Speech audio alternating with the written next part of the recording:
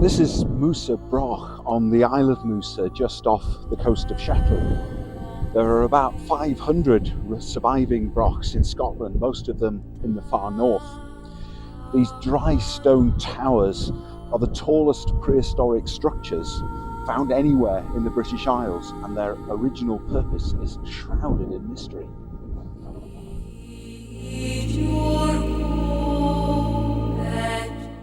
What we do know is that most were built between about 100 BC and 100 AD, when Scotland or Caledonia was the unconquered territory to the north of the Roman Empire.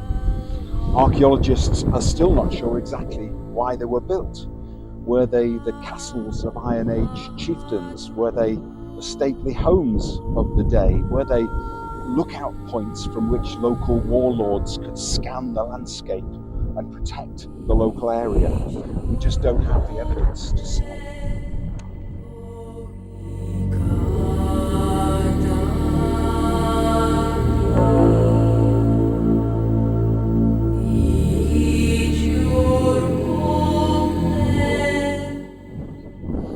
Some historians have believed that they were built by the Picts.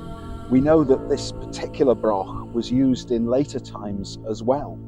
It's mentioned twice in Norse sagas, once when it successfully withstood a siege in 1153.